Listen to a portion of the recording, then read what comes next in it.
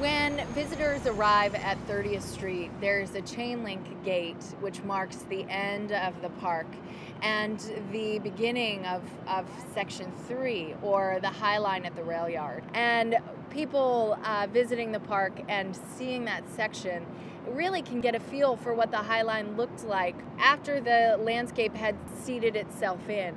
That's a very untouched portion of the park. Let me tell you a little bit about how this new section of the High Line will look. It will run half a mile north from the existing park, extending from West 30th to West 34th Streets and from 10th to 12th Avenues. It will wrap around and take its name from the West Side Rail Yards, an active train yard for the Long Island Railroad. Related Companies, one of the great developers in our city, has leased that property and will develop a 26-acre mixed-use neighborhood. And the third section of the High Line will integrate into that neighborhood and connect it to the thriving districts of West Chelsea and the Meatpacking District.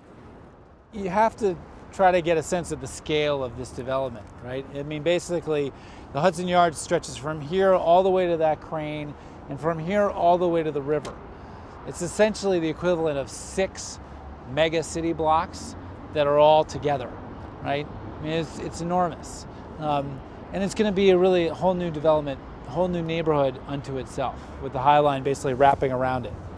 Now, the rail yard section will extend and expand on elements of the High Line's distinct design, aspects like the existing park's peel-up benches, walkways built around preserved train tracks, and plantings that invoke the self-seeded wilderness that took root over the years since the tracks had been abandoned.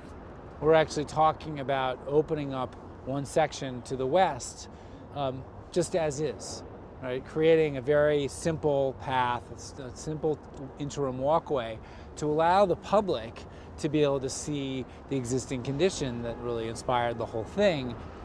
It's a little messy, it's a little unkempt. I think that's one of the things that makes it interesting. You know, as we get farther to the west, you can start to see some of the denser brush and denser shrubs that have grown up over time out here.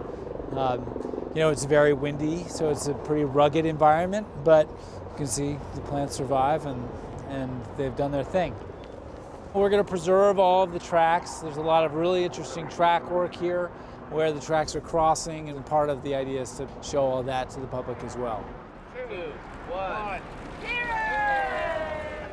This is a wonderful day for the city, and I just think it keeps showing, you know, we keep growing and we're doing things, and pretty soon we'll be back here, and all of that land, just look this side, stage left. That's all going to be offices and apartments and a whole part of the city that just didn't exist ever.